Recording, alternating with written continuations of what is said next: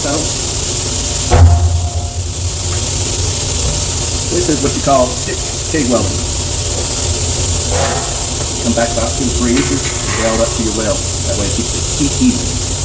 I'm having to do this left-handed because I've already done that side, the right-handed side, and it's just easier than flipping this thing. So.